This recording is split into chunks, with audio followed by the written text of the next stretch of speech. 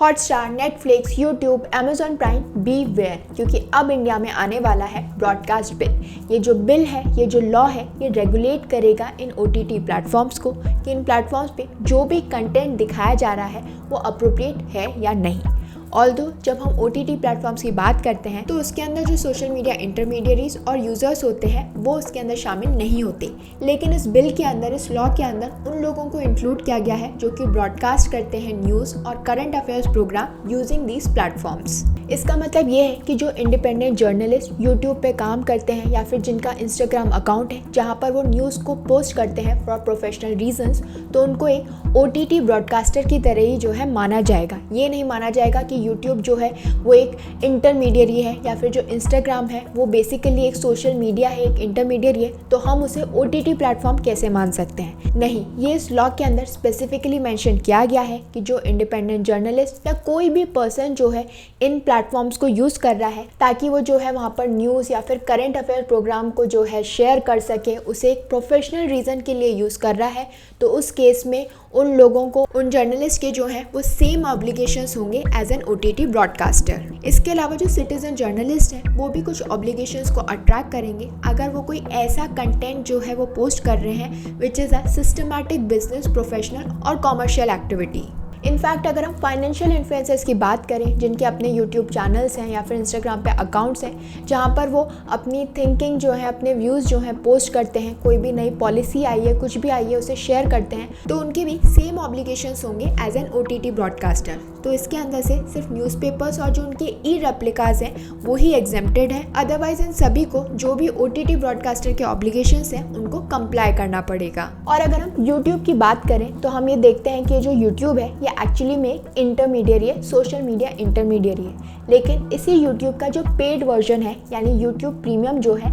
वो इस कैटेगरी में नहीं आएगा। जो लोग यूट्यूब प्रीमियम को यूज़ करके उससे अपना कंटेंट जो है वो शेयर करते हैं और उसे यूज़ करते हैं फॉर कॉमर्शियल पर्पस, यानी अगर मैं जो भी इंफॉर्मेशन आपके साथ शेयर कर रही हूँ, इस चैनल पे डाल रही हूँ और इससे अगर मुझे कॉमर्शियल गेन हो रहा है तो उस केस में मुझे भी इस ब्रॉडकास्ट बिल से जो है कंप्लाई करना पड़ेगा, मेरे चैनल को भी as an OTT broadcasting service माना जाएगा। इनफैक्ट इस बिल के अंदर, इस लॉ के अंदर जो प्राइम मिनिस्टर का व्हाट्सएप चैनल है वो भी सेम ऑब्लिगेशंस अट्रैक्ट करेगा as Netflix and Amazon Prime video. So in short हम कह सकते हैं कि जो ब्रॉडकास्टिंग सर्विस रेगुलेशन बिल 2023 है ये रेगुलेट करेगा इन स्ट्रीमिंग प्लेटफॉर्म्स को जैसे कि Netflix, Amazon Prime video, Disney plus, Hotstar और जो भी और ब्रॉडकास्टिंग सर्विसेज या फिर OTT प्लेटफॉर्म्स है वो सभी इसके अंदर आएंगे। उन सभी को इस बिल के अंदर जो भी रिक्वायरमेंट्स हैं, जो भी ऑब्लिगेशंस है वो फुलफिल करना पड़ेगा। सो आज के हमारे वीडियो में हम इस ब्रॉडकास्ट बिल के बारे में डिटेल में समझेंगे और समझेंगे कि ये जो बिल है, ये जो लॉ है वो यूट्यूबर्स के लिए कैसे प्रॉब्लमैटिक है। लेकिन सबसे पहले हम बात कर लेते हैं इस ब्रॉडकास्ट बिल की। तो ये जो ब्रॉडकास्ट बिल है इसे Indian ministry of information and broadcasting ने प्रपोज किया था और ये रिप्लेस करेगा existing cable television network regulation act को और रेगुलेट करेगा पूरे ब्रॉडकास्टिंग सेक्टर को। इस समय इस बिल को पब्लिक कमेंट के लिए रिलीज किया गया है, यानी पब्लिक से पूछा जा रहा है, उनका फीडबैक लिया जा रहा है कि इस बिल में क्या कोई चेंजेस रिक्वायर्ड है, हम क्या क्या कर सकते हैं बिफोर फाइनलाइजिंग इट। तो इसकी जो लास्ट डेट है इट इज़ 15 जनवरी, यानी 15 जनवरी तक जो पब्लिक है वो अपना फीडबैक दे सकती है इस रिगार्ड में। इसके बाद जो गवर्नमेंट है वो कंसिडर करेगी इस फीडबैक को before finalising the bill and presenting it to the parliament for approval. अब आप लोग सोच रहे होंगे कि अच्छा खासा तो बिल है, सिर्फ कंटेंट ही तो रेगुलेट किया जा रहा है कि क्या हम OTT प्लेटफॉर्म्स पे डाल रहे हैं सही है या नहीं, सिर्फ ये देखा जाएगा। लेकिन यूट्यूबर्स के लिए कैसे प्रॉब्लमैटिक है, यूट्यूबर्स को क्या क्या करना पड़ेगा, तो इसके काफ़ी सारे सेक्शंस हैं जिनके बारे में हमें समझना पड़ेगा। सबसे पहले तो हम ये बात समझ गए कि कंटेंट को रेगुलेट किया जाएगा, गवर्नमेंट के पास ये पावर होगी कि यूट्यूब के ऊपर जो भी चीज़ें डल रही हैं, जो भी वीडियोस डल रही हैं उसे वो देखेंगे, समझेंगे कि अप्रोप्रिएट है या नहीं। अब वो कैसे, इसी के लिए इस बिल के अंदर क्रिएट की गई हैं कंटेंट इवैल्यूएशन कमिटीज़ जो कि फिगर आउट करेंगी, समझेंगी कि कौन सा यूट्यूब का जो कंटेंट है वो इनअप्रोप्रिएट है, उसे हटा देना चाहिए। और इसी की वजह से काफ़ी सारी कंसर्न्स रेज की गई हैं about the creative freedom and self expression for creators. और अगर इस बिल के जो प्रोविजंस हैं उन्हें फॉलो नहीं किया गया, उन्हें कंप्लाई नहीं किया गया, तो गवर्नमेंट के पास पावर है to impose penalties for non compliance. जिसकी वजह से जो है आर्बिट्रेरी डिसीजन मेकिंग हो सकती है और क्रिएटर्स पर प्रेशर पड़ेगा टू सेल्फ सेंसर। और ये भी माना जा रहा है कि इस वजह से जो यूट्यूब है वो अपनी ऑटोनॉमी खो देगा, क्योंकि इस समय जो यूट्यूब है वो एक सेल्फ रेगुलेटरी मॉडल है which might be replaced by government control mechanisms, जो कि अफेक्ट करेंगे यूट्यूब की ability to moderate content and manage its own platform effectively. तो ये तो हम सभी जानते हैं कि यूट्यूबर्स के लिए उनका जो कंटेंट है वो कितना इंपॉर्टेंट है। और अब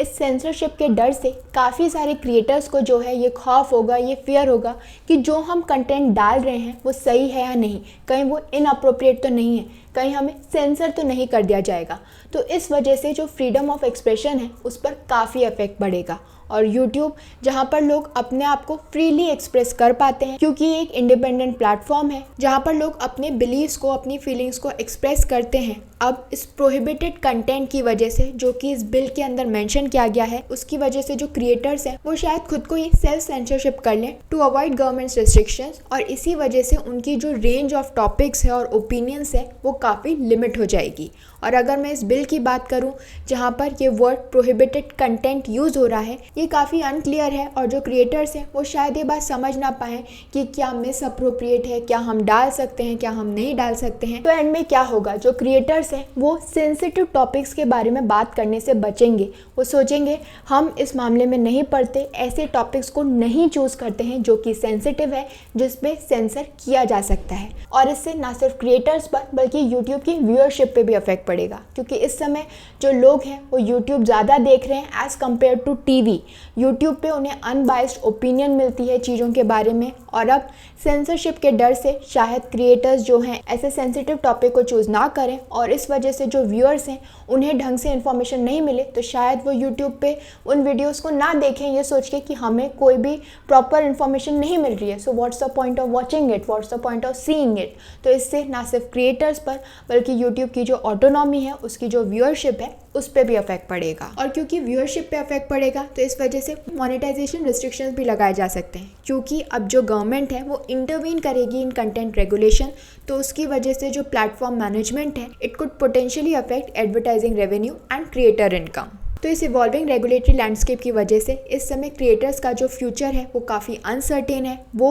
ये प्लान नहीं कर सकते कि उनका जो फ्यूचर है वो क्या होगा, कंटेंट क्रिएशन के अंदर वो इन्वेस्ट करें या ना करें। और चलो हम मान भी लेते हैं कि ये जो बिल है ये काफ़ी ज़रूरी है इस कंटेंट को रेगुलेट करने के लिए, सब कुछ ठीक है, सब कुछ बढ़िया है, लेकिन इसके अंदर जो कंप्लायंस है, जो जो चीज़ें फॉलो करनी पड़ेगी वो एक बड़ा यूट्यूबर तो ईजीली कर लेगा क्योंकि उसके पास एक बड़ी टीम होगी, लेकिन जो छोटे यूट्यूबर्स हैं जिनके पास इतनी बड़ी टीम नहीं है, उन्हें इतने सारे रेगुलेशंस को समझना, क्या क्या फॉर्मेलिटीज़ फुलफ़िल करनी है, ये सब को समझना बहुत ही प्रॉब्लमेटिक हो जाएगा। वो अपने कंटेंट पे ध्यान दें, कंटेंट क्रिएशन पे ध्यान दें, या इन सब कंप्लायंसेस के बारे में सोचें कि क्या क्या चीज़ें जो है उन्हें फुलफ़िल करनी है, क्योंकि ये भी माना जा रहा है कि सिर्फ कंटेंट ही रेगुलेट नहीं होगा, सिर्फ यही नहीं देखा जाएगा कि क्या कंटेंट अप्रोप्रिएट है और क्या नहीं, बल्कि सब्सक्राइबर लिमिट के लिए भी बोला जा रहा है। दो अभी भी कोई भी लिमिट नहीं आई है कि कितने व्यूअर्स हो सकते हैं, कितने सब्सक्राइबर्स हो सकते हैं, लेकिन ये माना जा रहा है कि आगे चल के रूल्स के अंदर जो है